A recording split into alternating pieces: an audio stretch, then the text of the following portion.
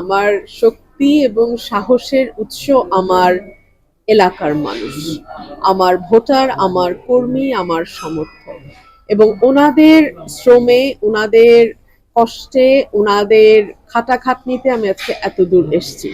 সুতরাং ওনারা যেটা চাইবেন সেটাই আমার সিদ্ধান্ত। আমি এই সিদ্ধান্ত নেওয়ার আগে সকলের সঙ্গে বসেছি। আমার দুটো উপজেলা, সেই উপজেলার নেতাদের সঙ্গে আমি বসেছি, আমার কর্মী সমর্থক ভোটারদের সঙ্গে আমি বসেছি, এবং আমি তাদেরকে প্রশ্ন করেছি আপনারা যা বলবেন আমি সেটাই করব। ওনারা আমাকে বলেছেন আপনি নির্বাচন না করলে আমাদের মানে আমরা অভিভাবক শূন্য হয়ে যাচ্ছি।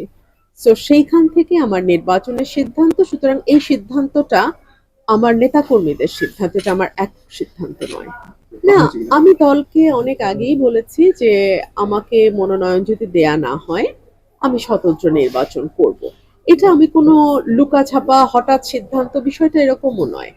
আমি আমার নেতাকর্মীদের সঙ্গে যেমন আলোচনা করে সিদ্ধান্ত নিয়েছি, আমি আমার দলকেও এটা জানিয়ে দিয়েছি। দল তো নিশ্চয়ই দলের সিদ্ধান্ত নেবে, দল দলের মতন করে তাদের সিদ্ধান্ত নেবে, আমি আমার সিদ্ধান্ত আমার মতো করে নেব। এখনো আমি এটা নিয়ে কোনো সিদ্ধান্ত নিইনি। আমি আমার নেতাকর্মীদের সঙ্গে কথা বলবো, তারা যদি বলে তাহলে আমি সেই পথে যাব, তবে নির্বাচন আমি করব। অধীর আগ্রহে আমরা অপেক্ষা করছি। বাংলাদেশের মানুষ দীর্ঘ 17 বছর পর বিএনপির ভারপ্রাপ্ত চেয়ারম্যান জনাব তারেক রহমান বাংলাদেশে আসছেন। নেতা কর্মীদের মধ্যে এক ধরনের আনন্দ, উৎসাহ এবং উদ্দীপনা আমরা লক্ষ্য করছি।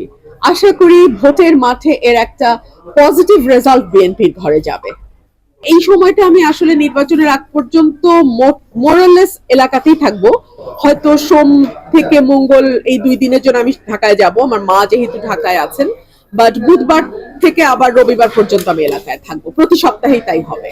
আর যখন 22 তারিখ থেকে সম্ভবত প্রচারণা শুরু করতে পারবো আমরা, তো তখন থেকে ইনশাল্লাহ নির্বাচনের দিন পর্যন্ত আমি একদম প্রচারণাতেই ব্যস্ত থাকবো ইনশাআল্লাহ।